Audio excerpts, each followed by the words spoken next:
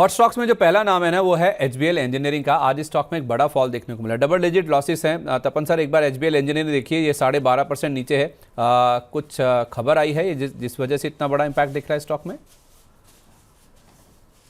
नहीं, देखिए HBL engineering of course आज 12% डाउन है। और अगर मैं जो रिजल्ट तो आई थिंक नहीं आया है, I think if I am not wrong, तो यहाँ कुछ और ही लग रहा है। लेकिन हाँ, खबर की मुझे पता नहीं है। लेकिन अगर मैं HBL engineer fundamental point of view से तो देखूँ तो हम्म। उसने डिसेंट परफॉर्म किया था लास्ट कुछ टाइम पे से।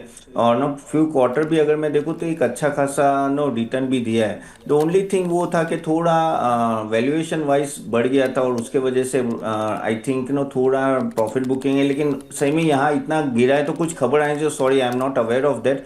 लेकिन अगर यहाँ से अगर खड़ी खबर बड़ी नहीं तो आई थिंक धीरे धीरे आप एक्यूमुलेट कर सकते हो। ओवरऑल स्टॉक में इतने मुझे लग रहा है कि आगे जाके स्ट्रेंथ है, क्योंकि जो डिफेंस इलेक्ट्रॉनिक्स है ना वो 20% सीजर से ग्रो हो सकता है उनका। और मार्जिन स्टेबिलिटी भी मुझे दिख रही है 25% के आसपास।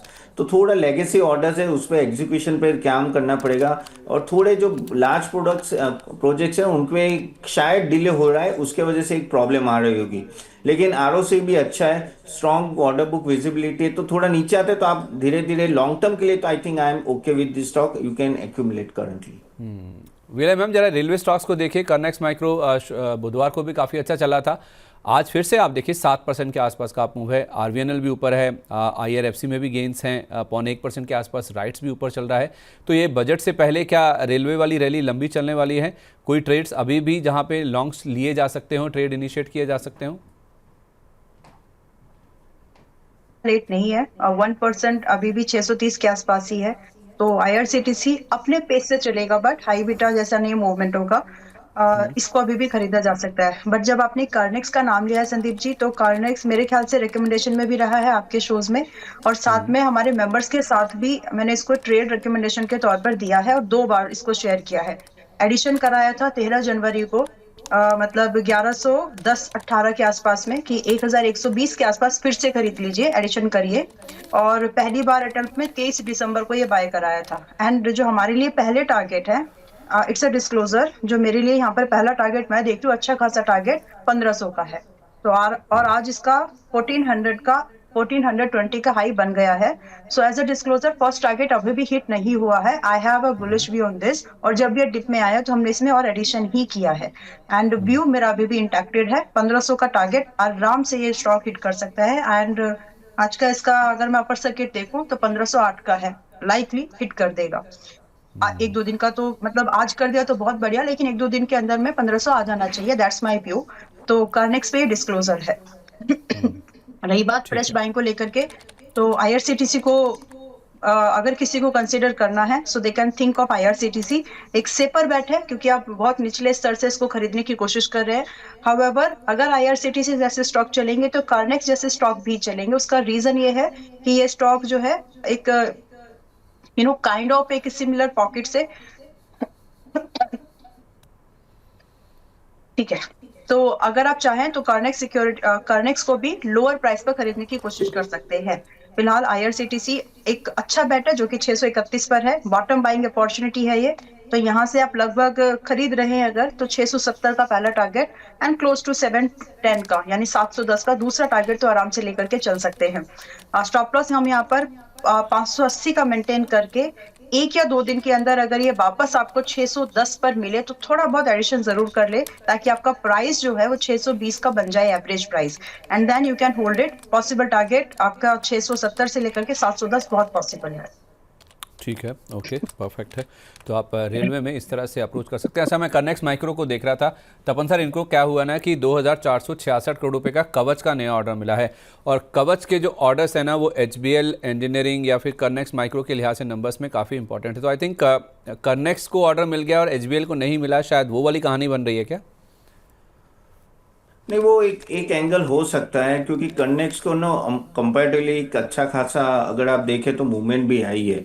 और क्या है कि देखो, जब रेलवे रेलवे स्टॉक्स ऐसे भी जिस तरह से अभी बजट आने वाला है तो काफी लाइमलाइट में रहे, और ये चालू हो जाता है ना कि किसको ऑर्डर मिलेगा किसको नहीं, और आगे जाके रेलवे की पॉलिसी क्या रहेगी।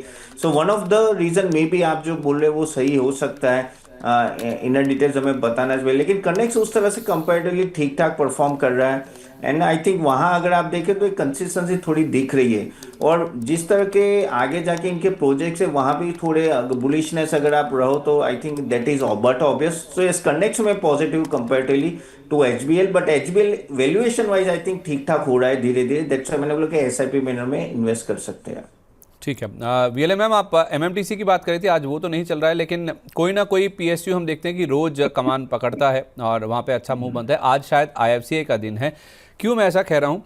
क्योंकि आईएफसीआई में आप देखिए 60 रुपये के आसपास का लेवल है, 0.8% का स्टॉक में आप देखिए जंप आपको नजर आएगा। और अगर मैं सही स्क्रीन पर देख रहा हूँ तो 3 करोड़ 18 लाख शेयरों का वॉल्यूम हो चुका है। कितना हुआ है? 15 मिनट भी नहीं हुए बाजार खुले हुए और 3 करोड़ शेयरों से ज़्यादा का वॉल्यूम हो चुका है। क्या दर्शा रहा है मैम ये इतने वॉल्यूम्स के साथ जो बाइंग इंटरेस्ट बन रहा है आईएफसीआई में? आईएफसीआई सिर्फ एक चीज दिखा रहा है कि इस साल का जो जो नॉन बैंकिंग सेक्टर्स हैं, मतलब इसको मैं एक रेफरेंस से जरूर डिस्कस करना चाहूंगी। देखिए, अभी लोन सस्ते हुए हैं, ठीक है, लेकिन फिर भी बैंकिंग, कोर बैंकिंग में उतना लिक्विडिटी का थोड़ा सा कंसर्न है। एंड ये भी दिखा रहा है कि जो जो सब्सिडीज गवर्नमेंट की कुछ ना कुछ प्रोजेक्ट्स को लेकर के जो पीएलआई स्कीम से या जो डायरेक्ट सब्सिडीज थी, कुछ करेक्शन होगा संदीप जी। अब कहाँ होगा वो मैं पॉइंट नहीं कर पा रही हूँ कि किस चीज पर ये जाकर के रुकेगा, लेकिन कुछ पॉकेट से, कुछ प्रोजेक्ट से सब्सिडीज घटेंगी। अब उन चीजों को लेकर के जो माइक्रो फाइनेंसिंग वाला, जो लेंडिंग वाला जो कॉन्सेप्ट आ जाता है, तो वहां पर वो डिमांड बढ़ेगी। साथ में जबकि ये स्टॉक अगर आप देखेंगे तो फाइनेंशियल्स इसके बहुत अच्छे हैं, बट उन financial, excuse me, I am under weather, तो थोड़ा सा गले में इरिटेशन है, सो कोई प्लीज बात नहीं, bear with me. Thank no you. Worries, कोई दिक्कत तो नहीं है। Financials, thanks. फाइनेंशियल जो है बेटर है, बट स्टिल ये स्टॉक अपने सेक्टर से 3 गुना मल्टीपल पर, 4 गुना पर मल्टीपल्स पर है। डिस्पाइट ऑफ दैट, ये चीज को जज करते हुए मुझे बहुत अच्छे से याद है, आईएफसीआई आपके शो पर भी और दूसरे शोज में भी और अपने मेंबर्स को भी मैंने रिकमेंडेशन के तौर पर 52 पर दिया है, जिसमें कि पहला टारगेट 60 रुपए का था और वो हिट हुआ। अभी भी इसमें अगर आप एक पोजीशन बाइंग के बारे में अपॉर्चुनिटी ढूंढ रहे हैं, it's really not too late according to me, because further हमारे लिए पहला टारगेट हो चुका है, इट्स अ डिस्क्लोजर। जो भी दिया था 60 रुपए का फर्स्ट टारगेट था, बट इसके बाद कुछ एक्सटेंडेड टारगेट्स के भी डिस्कशन हुए थे, जो कि swing trade, mid term trade के पॉइंट ऑफ व्यू से हिट होने चाहिए और बहुत लाइकली कि हो जाए। So if you are still holding it, keep on holding. If you are looking for a fresh buying, it is the time, आप कर सकते हैं आराम से। यहाँ पर जो इसका फर्स्ट टारगेट बनेगा 67 का, एक आराम से एक पहला टारगेट, विच इज लाइकली 10 से 12% फ्रॉम दिस पॉइंट। और फिर दूसरा टारगेट आप 75 का यहाँ पर लेकर के 90 के लिए भी, एक अच्छे जंप के लिए भी आप होल्ड करके रख सकते हैं। नजरिया 2 क्वार्टर्स का रखिए, जल्दी हो जाएगा लग तो ये रहा है, लेकिन 2 क्वार्टर्स का नजरिया फिर भी रख करके चले। स्टॉप लॉस यहाँ पर 90। जो आपको मेंटेन करने हो क्या? हाँ जी, हाँ सॉरी, प्लीज आप स्टॉप लॉस बताइए पहले।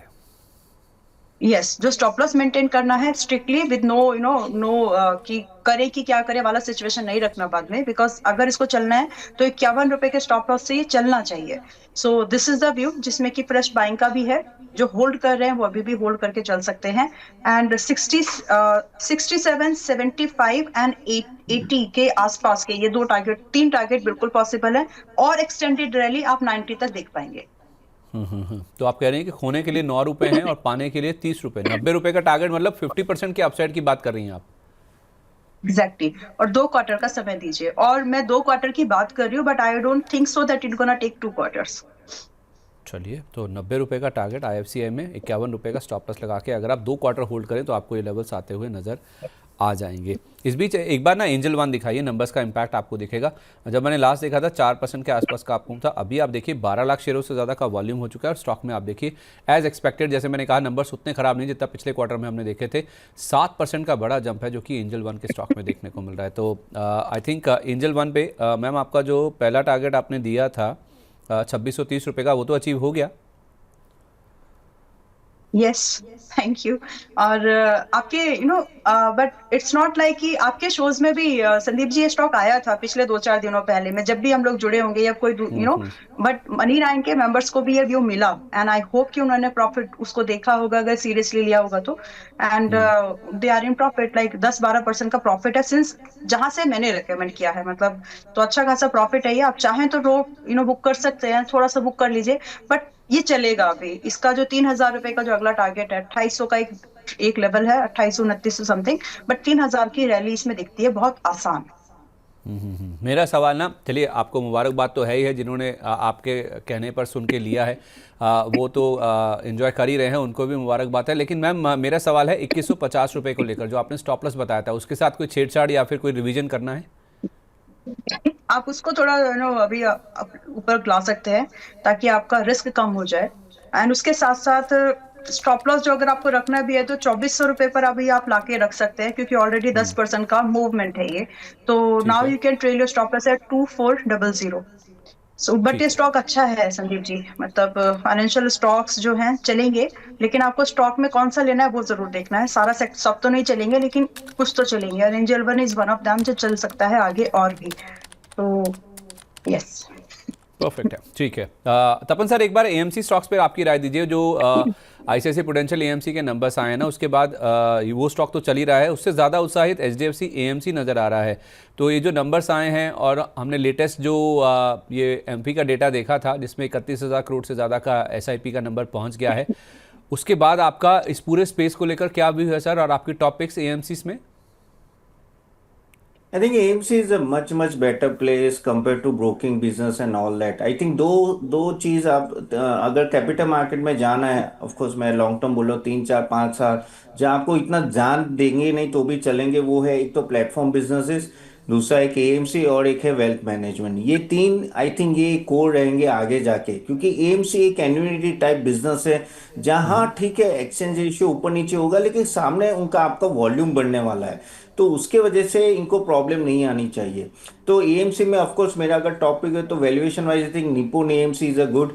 कैनेडा अभी भी इतना वैल्यूएशन में हाई नहीं है, तो कैनेडा भी एएमसी भी आप नज़र में रखिए, आई थिंक वो भी एक अच्छा पिक हो सकता है। प्लेटफॉर्म बिजनेस भी मैंने जैसे बोला ना कि आगे जाके इनका वॉल्यूम बहुत ही अच्छा होगा, क्योंकि देखो कैपिटल मार्केट इतना बड़ा सेगमेंट है, यू हैव टू बी पैरी यानी चूज करना पड़ेगा आपको।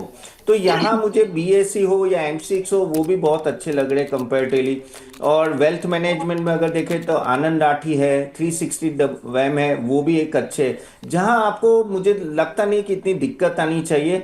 और एएमसी बिजनेस में जिस तरह से एम्फी डेटा और आगे जाके भी जैसे थोड़ा मार्केट ये ऑल टाइम हाई क्रॉस होगा ना, आई थिंक म्यूचुअल फंड में फ्लो बहुत अच्छा रहेगा। तो एएमसी में आई थिंक मैंने पीक ऑलरेडी दे दी, उस पर ध्यान रखिए आप। ठीक है, परफेक्ट है। अब बढ़ते हैं दर्शकों के सवालों की तरफ, जो काफ़ी पेशेंटली वेट कर रहे हैं, क्योंकि कुछ स्टॉक्स डिस्कस करना बहुत इंपॉर्टेंट था जो ज़्यादा लाइमलाइट में है, जिनमें नतीजों का इंपैक्ट है या फिर खबरों के चलते लाइमलाइट में है। सबसे पहले जय गोविंद सिंह जी हमारे प्राइम मेंबर हैं, कह रहे हैं गुड मॉर्निंग सर। अच्छा, इन्होंने सवाल तो नहीं भेजा। प्रीतम सिंह जी ने पहला सवाल भेजा है, कह रहे हैं कि एनएचपीसी मेरे पास 88 रुपये के रेट पर है और विद्या वायर्स मेरे पास 52 रुपये पर है। तपन सर, आप विद्या वायर को एड्रेस कर दीजिए, हाल का आईपीओ वाला स्टॉक है ये। मैं एनएचपीसी फिर वीएलए मैम से पूछता हूँ कि विद्या वायर में क्या करें अगर 52 रुपये पे मिला है तो। नहीं, विद्या वायर की मैं बात कहूँ तो मैं इस स्टॉक में इतना पॉजिटिव नहीं है। आई थिंक पहले भी क्वेश्चन आया था, क्योंकि अगर फाइनेंशियल्स देखें ना तो वो अभी आपको इतना कुछ खास दिखाते नहीं, लेकिन ये बिजनेस है ना थोड़ा साइक्लिकल है, और इनका जो मैनेजमेंट कमेंट्री थी काफ़ी हद तक नो इंफ्रा पे डिपेंडेंट है, और मुझे यहाँ थोड़ा आई एम नॉट गेटिंग कंफर्ट। तो मैं इनको अगर उनके पास है तो मैं निकलने की सलाह दूंगा, क्योंकि आई थिंक बहुत बेटर सेक्टर्स है, वहाँ आप बेटर एंटर कर सकते हैं। मैं लॉन्ग टर्म के लिए बोल रहा हूँ, so I am not too much positive Vidya Wires. NHPC ma'am, अगर किसी ने 88 पे लिया है उनको क्या राय देंगी आप? ऑलराइट, आईसीआईसी एएमसी पर अपडेट देना है Sandeep ji after reviewing this stock. और 88 पर लिया है, सो ही इज लाइक 11-12% के लॉस पर ये भी है। सो सी, अगर आपका नजरिया सिर्फ बजट वाला नहीं था, then hold this is something that you can hold in your portfolio, but आपको फिलहाल एवरेज करने की जरूरत पड़ेगी। It is likely to touch 77। If अगर वो टच करता है तो वहां पर थोड़ा बहुत एडिशन करिए एंड होल्ड योर पोजीशन। इसमें आप स्टॉप लॉस रख लीजिए 75.50 which is more than enough to valuation wise सब चीजों को देखते हुए 75 रुपए 50 पैसे का स्टॉप लॉस इनफ है to chase 87 as a first target. आपकी बाइंग 88 की है, बट टारगेट वही है पॉसिबली कि पहला टारगेट आपको 87 का आएगा। उसके बाद स्ट्रेटेजिकली आप ट्रेलिंग यूज करें 80 रुपए का ट्रेलिंग लगा करके, then you can wait for another target 93 and 100। तो तीन लेवल्स पर आपको इसमें नजरिया बना करके रखना है। एंड जो आपका नजरिया होना भी चाहिए, कम से कम 2 क्वार्टर्स का ये व्यू लेकर के चले। अब इन 2 क्वार्टर में आपको पहला टारगेट मिले तो आप ट्रेल कर लें जब तक कि आपकी ट्रेलिंग ना कटे। लेकिन अगर आपको बाय चांस स्टॉप लॉस मिल रहा है तो उसकी रेस्पेक्ट जरूर करिएगा, because then there is something जो मार्केट को पसंद नहीं आ रही है, चाहे वो वैल्यूएशन हो या फिर प्राइस हो, तो या फिर गवर्नमेंट की जो भी इट्स अ पीएसयू, तो जो भी गवर्नमेंट की कमेंट्री आ रही है या फिर जो प्रोजेक्शन आ रही है अब जो उनका आउटलुक आ रहा है सेक्टर को लेकर के, अगर वो कुछ भी अलग रहा तो फिर शायद मार्केट उसको कॉन्ट्रा में लेकर के जाएगी। तो स्टॉप लॉस टारगेट के साथ आप जो बताएं उनको होल्ड कर सकते हैं फिलहाल के लिए। इट्स अ गुड पिक अगर आपको इन्वेस्टमेंट के लिए देखना है, तो सीरियस इन्वेस्टमेंट के तौर पर देखना है तो। And now Sandeep ji, ICICI AMC 2850 का पहला टारगेट हिट हो गया। और जो हम लोगों ने डिस्कस किया था कि 2500 का ट्रेलिंग लगा करके रख लीजिए, और ये बातचीत हमारी मेरे ख्याल से 25 दिसंबर के बाद हुई थी, जब ये आया था।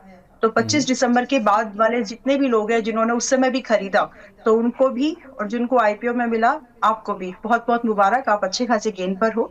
सो अभी अगर किसी को बुक करना है थोड़ा बहुत प्रॉफिट तो कर सकते हैं, एक पार्शियल प्रॉफिट बुकिंग, अगर आपका स्विंग ट्रेड का ही नजरिया नहीं था तो।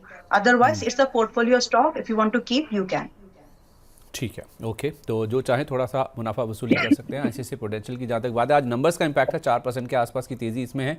और एचडीएफसी एएमसी में भी हम देख रहे हैं कि इन नंबर्स के चलते काफ़ी अच्छा एक्शन आज के सेशन में बनता हुआ दिख रहा है। तो ये भी स्टॉक एक बार हाँ आप देख लीजिए, अभी भी करीब 5-5.25% के आसपास की तेज़ी है। तो एएमसी स्टॉक्स में हम देख रहे हैं कि आईसीआईसीआई प्रूडेंशियल एएमसी के नंबर्स के बाद आज दमदार एक्शन बनता हुआ नजर आ रहा है। तपन सर, एक बार मिंडा कॉप देखिए और सुप्रजीत इंजीनियरिंग, ये दोनों ही ऑटो एंसिलरी स्पेस की कंपनीज हैं। फिरोज अहमद जी हमारे प्राइम मेंबर है, कह रहे हैं कि इनके बारे में थोड़ा व्यू दिला दीजिए, आप व्यू दे दीजिए सर, इस दोनों स्टॉक्स पे क्या करना चाहिए अगर कोई फ्रेश खरीदने के बारे में सोच रहा है तो। नहीं देखो, मिंडा कॉप तो ऑफ कोर्स अच्छा परफॉर्म किया है, और जिस तरह से ऑटो एंसिलरी कंपनीज चल रही है, I think they will have a margin expansion, क्योंकि उनकी ऑपरेटिंग लीवरेज पे वो लोग कंट्रोल करना चाहते हैं। ओवरऑल मुझे लग रहा है कि आगे जाके भी 15 to 20% ग्रोथ आना चाहिए ईवी और इलेक्ट्रॉनिक्स में, क्योंकि उनके स्पेयर पार्ट अच्छे खासे जाए, आई थिंक वहाँ भी डिमांड अच्छी है और डाइवर्सिफिकेशन भी अच्छा है। ओवरऑल कैपेक्स इंटेंसिटी थोड़ी ज़्यादा है, तो हमें थोड़ा उनके इंटरेस्ट कॉस्ट पे देखना पड़ेगा, लेकिन ROC and all that is quite good.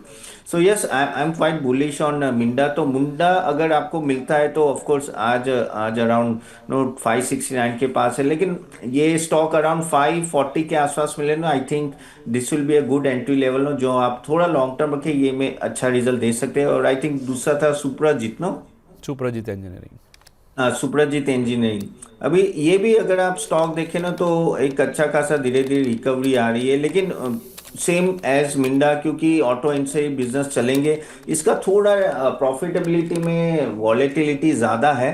तो अगर आप पूछेंगे दोनों में से कौन सा है, तो मैं मिंडा को अब ज़्यादा प्रीफर करूंगा। अगर ये चाहे तो ले सकते हैं, लेकिन थोड़ा आई थिंक वेट कर ले, 10% डाउन आते हैं तभी ले। अदरवाइज चाहे तो बेटर है मिंडा कॉप में जाए, वो बेटर रहेगा उनके लिए। ठीक है, ओके, परफेक्ट है। सुशील जी हमारे प्राइम मेंबर है, कह रहे हैं good morning Sandeep ji, it's a very hard job to sit in tie and suit at 8:30 AM in winters, hats off to you. हाँ सर, विंटर वाला मैं जरूर एक बातचीत समझ सकता हूँ, क्योंकि तपन सर भी आपके सामने देखिए सुसज्जित हैं, वो भी टाई लगाकर और जैकेट पहनकर ही हमारे साथ बैठे हैं।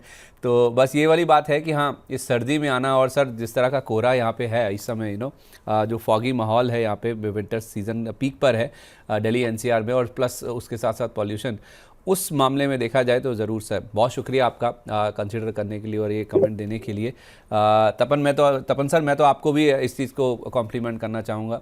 मार्केट वाले जितने भी लोग हैं वो जल्दी उठते हैं और अपनी तैयारी करते हैं, और वीएलए मैम आपको भी इनके माध्यम से, सुशील जी की वजह से ही मैं आपको कॉम्प्लीमेंट कर रहा हूँ। अच्छा, इनके पास एमक्योर फार्मा है। तपन सर एक बार देखिए 1578 पर एमक्योर फार्मा अगर किसी ने लिया है कह रहे हैं कि क्या मैं और ऐड कर सकता हूं, और मैं इसमें टारगेट देख रहा हूं 1674 रुपये का। तो सर आपका व्यू क्या है? फार्मा में अगर किसी को रहना है तो एमक्योर फार्मा अच्छा बेट है? नहीं, एमक्यू ने अच्छा परफॉर्म भी किया है, और आप देखिए consistently year on year and quarter to quarter no इनका मार्जिन थोड़ा एक्सपांड हो रहा है, धीरे धीरे इनकी प्रॉफिटेबिलिटी अच्छी हो रही है, और इवन जो गाइडेंस भी है जो मैनेजमेंट का वो अच्छा खासा है, नेक्स्ट कर है। उनके कुछ पेटेंट्स है जो अभी आ रहे हैं, आई थिंक वो मार्केट में आएंगे तो वहां से भी नो आप देख पाओगे कि रेवेन्यू ग्रोथ होगी। रेवेन्यू ग्रोथ में अभी भी थोड़ा क्वेश्चन मार्क है, जो लास्ट टाइम मैनेजमेंट ने एड्रेस किया कि आगे जाके हमारा इंप्रूव होगा, और वही मार्केट थोड़ा उनको बेनिफिट दे रहा है, क्योंकि अगर आप देखो तो प्रॉफिट ग्रोथ भी ना पिछले 3 साल से इतना नहीं बढ़ा था, लेकिन अभी आई थिंक पिछले कुछ क्वार्टर से ये स्पाइक मैंने देखना चालू हुआ है। तो yes, I am quite positive. अगर मैं वैल्यूएशन की अगर बात करें तो around 36 which is okay, which is pharma में रहेगा। तो यस, इस लेवल से भी आपको धीरे धीरे एसआईपी मैंने में बिल्ड कीजिए। जिस तरह से कमेंट्री अगर उस तरह से जाए तो यहाँ और भी चांसेस है कि ये अच्छा खासा मूव होगा यहाँ से भी ऊपर। अच्छा ठीक है। अच्छा वीएलए मैम, इसके साथ साथ ये पूछ रहे हैं कि CSB bank, Catholic senior bank, क्या इसमें 521 पे एंटर कर सकते हैं 574 या उससे ज़्यादा के टारगेट के लिए?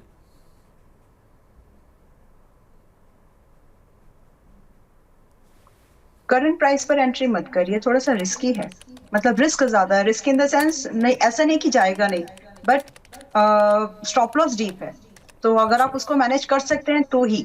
रही बात 774, आपने बड़ा डिफाइन सा टारगेट दिया है, that means you are targeting all time high again, मतलब जो रिसेंट हाई बना है आप उसको टारगेट कर रहे हो, तो चांसेस है, राइट। और सिर्फ उतना ही नहीं, ये 574 ही नहीं, ये आपको 630 तक भी जाते हुए दिख सकता है, बट कंसर्न नहीं कि बाय कहाँ पर करें। तो मेरे लिए ये प्राइस थोड़ा सा, मुझे स्टॉप लॉस के हिसाब से थोड़ा महंगा लग रहा है, लेकिन स्ट्रैटेजी इस केस में आप वेट एंड वॉच की रखें, मिस हो जाए तो हो जाने दीजिए, that's my opinion. But still if you think कि इसमें आपको एंट्री बनानी ही है, so put your half exposure, जो भी आपने इसके लिए डिसाइड किया था।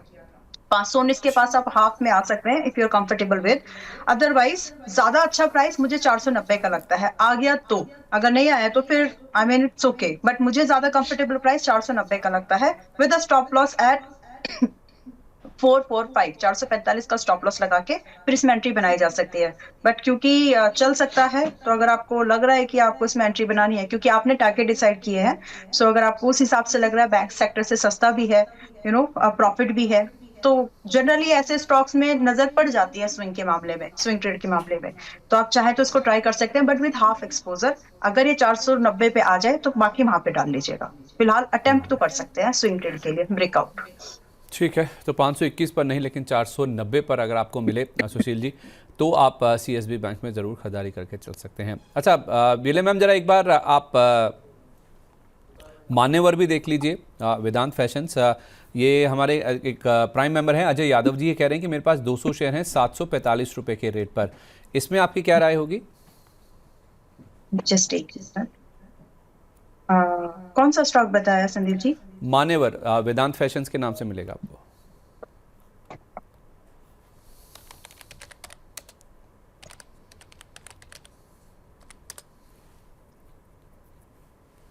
और इनकी बाइंग कितनी की बताया इन्होंने? इनका लेवल है मैम 745 रुपये का। ओह ओके, ठीक है, बट ठीक नहीं है एक्चुअली, सेक्टर से भी महंगा है, प्रॉफिट भी नहीं है, और मैं सिर्फ इसमें वेट एंड वॉच की स्ट्रैटेजी को ही आप यूज करो, और अगले 1 महीने के अंदर आपको जो मिले, चाहे वो टारगेट जो अभी हम शेयर करेंगे वो, या फिर जो स्टॉप लॉस जो आपको सजेस्ट किया जाए वो, जो मिले वो लेकर निकल जाएगा। There are some better pockets जो इससे बेटर उस समय में कर सकती है, जो रिकवरी के लिए आपको इसको देना पड़ेगा। So instead of waiting recovery in this, try to shift your amount, अपने वो पैसे को दूसरे काउंटर में आप शिफ्ट कर सकते हैं। बहुत सारे स्टॉक डिस्कस हुए in between the show, angel one is one of them. Well, जो इसमें स्टॉप लॉस देखिए आपको मेंटेन कर लेना चाहिए, वो यहाँ पर मेरी नजर में इससे ज्यादा रखने की जरूरत नहीं है, वो है 515 का। हिट हो जाए तो छोड़ दीजिएगा, दूसरे काउंटर्स को देखें। एंड जो पॉसिबल टारगेट्स हैं अगले 1 महीने से 3 महीने की नजर से, वो लगभग 580 और 620 के हैं। तो जो आपको मिले यहाँ पर, अभी आइडिया ये नहीं कि आपको अपना प्रॉफिट में कन्वर्ट करना है, रिकवरी टाइप से अभी है, तो थोड़ा बहुत जो भी आपको मिले आप 580 और 620 का वेट टू कर सकते हैं with stop loss at 515 and कुछ और काउंटर सजेस्ट किए हैं, अगर आप उनको कंफर्टेबल है तो उनको भी देख सकते हैं या फिर आपका एडवाइजर अगर आपको सजेस्ट करे तो। सो तो इनका एज ऑफ सवाल नाउ ये था इनका सवाल ये था कि ये क्या बुक कर लें लॉस, तो आप कह रही हैं कि एक बार 515 पे एक होप लगा लीजिए, स्टॉप लॉस लगा लीजिए, अगर वो लेवल नहीं टूटता है तो यस फिर आपको शायद 580 रुपये तक के लेवल्स भी आते हुए नजर आ जाएंगे। तपन सर एक बार महाराष्ट्र सीमलेस देखिए, अजय यादव जी के पास 200 शेयर इस स्टॉक के भी हैं, 675 रुपये पे इन्होंने लिए हुए हैं। सवाल यहाँ पर भी यही है कि शॉर्ट टर्म या लॉन्ग टर्म के लिहाज से इसमें क्या करना चाहिए, या फिर लॉस बुक कर लें इसमें? देखिए Maharashtra seamless it will take time to recover no, क्योंकि ये थोड़ा सेक्टर भी वॉलेटाइल है, और अगर मैं बात करूँ तो जो ट्यूब्स एंड पाइप्स में ना काफ़ी हद तक कंपटीशन भी अच्छी खासी है, और लास्ट टाइम भी अगर मैं देखूँ मार्जिन कॉम्प्रेशन भी अच्छा खासा हो रहा है, और तो यहाँ डिमांड जो है वो हमें देखना पड़ेगा किस तरह से रिकवरी आएगी, क्योंकि पिछले कुछ साल से इनकी नो रेवेन्यू और प्रॉफिटेबिलिटी में भी दिक्कत है, और उनके कॉम्पिटिटर्स कंपेरेटिवली काफ़ी अच्छा कर रहे हैं। So my suggestion is no, I am not too much bullish. Even इस साल भी देखे तो रेवेन्यू में कोई इजाफा नहीं है, दैट मीन्स दैट अभी भी प्रेशर है। तो अगर चाहे तो यहाँ से लॉन्ग टर्म के लिए तो मेरी ना ही होगी, I think Ambala ji short term के लिए बता पाएंगे, लेकिन यहाँ से निकल के कोई बेटर स्टॉक्स में, या हमने काफ़ी सारे स्टॉक डिस्कस के वहाँ मूव करे तो बेटर रहेगा। ठीक है, ओके। अच्छा, गैरी सिंह जी हमारे एक दर्शक हैं, प्राइम मेंबर हैं, इनको सर 2 स्टॉक्स 2 साल के नज़रिए से पूछ रहे हैं आपसे। एक सर इनके पास कह रहे हैं कि 260 रुपये के रेट पर विप्रो के इनके पास 5000 शेयर हैं, और इतनी ही क्वांटिटी LIC हाउसिंग की भी है। 2 साल का नज़रिया है और 572 रुपये पर इन्होंने LIC हाउसिंग ले रखा है। तो विप्रो और LIC हाउसिंग 2 साल के नज़रिए से सर इस पर व्यू दीजिए। देखो 2 साल के नज़र से अगर मैं LIC हाउसिंग की बात करूँ तो देखो of course valuation wise I think बहुत ही सस्ता है। अगर आप अभी बाकी सब NBFC से कंपेयर करोगे ना तो वो आधे प्राइस टू बुक वैल्यू पे ट्रेड करा है, लेकिन उसका जो रेवेन्यू प्रॉफिटेबिलिटी जंप भी है ना आधा है। और यहाँ से मुझे लग रहा है वो डिसेंट मूव होगा, इनका क्रेडिट को कुछ 10-12% से होगा, लेकिन अगर आपको अल्टरनेटिव चाहिए तो बेटर आई थिंक मुझे बजाज हाउसिंग फाइनेंस लग रहा है, जो ऑलरेडी काफ़ी करेक्ट हो चुका है, और 2 साल में आई think that may give you better return from here.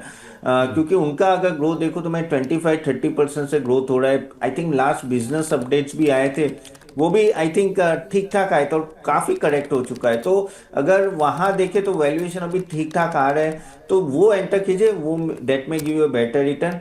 और जो विप्रो की बात है, विप्रो में मेरी कंप्लीटली ना होगी। अगर आप 4 बड़े स्टॉक की बात करें, इन्फोसिस, TCS, विप्रो, HCL, उसमें से विप्रो सबसे वीक है, तो वहाँ तो बिल्कुल ही ना है आप। और जाना ही है IT कंपल्सरी, तो मैंने ऑलरेडी आपको कोफो जो परसिस्टेंट बोले वहाँ जाइए, नहीं तो आप बाकी सब सेक्टर स्टॉक्स पे देख सकते हैं। मतलब सर आप कह रहे हैं कि इनको दोनों ही स्टॉक से निकल जाना चाहिए? जी अच्छा, ठीक है, परफेक्ट है। ये राय है आपके लिए गैरी सिंह जी।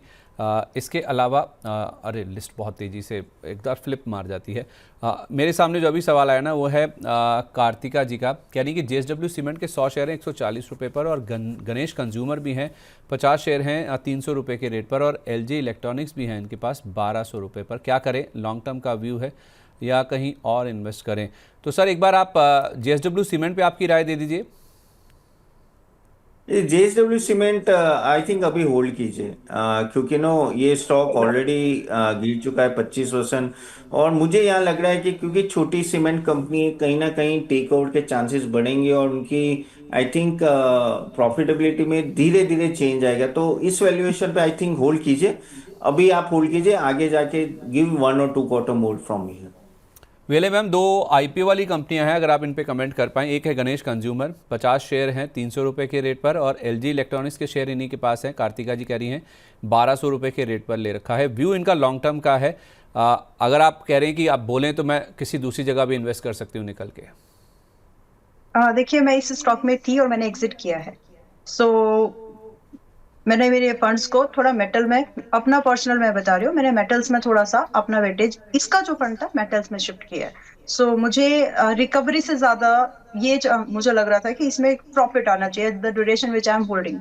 तो मेरी नजर से ये अभी वीक है, बट आप मेटल्स में अगर आप डायरेक्ट स्टॉक्स नहीं कर रहे हैं तो आप दूसरा कुछ ढूंढ सकते हैं जो कि अभी चले। तो मेरे हिसाब से आप फिलहाल आज के डेट में जो स्टॉक्स रिकमेंडेशन में आए हैं, लाइक आप एंजल वन को देख सकते हैं, और अभी भी नैम इंडिया एक स्टॉक है जो अभी उतना नहीं चला जितना चलना चाहिए। सो instead of waiting in this मैं जो भी स्टॉक बोल रही हूँ, चाहे वो नैम इंडिया हो या फिर एंजल वन हो, आई एम नॉट, मेरी इसमें कोई पर्सनल होल्डिंग्स नहीं है, ना ही फैमिली की।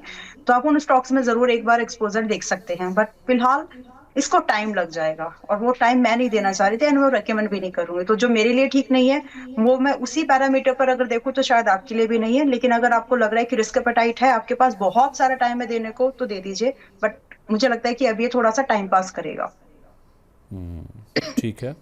और इसके साथ साथ एलजी इलेक्ट्रॉनिक्स। ओके,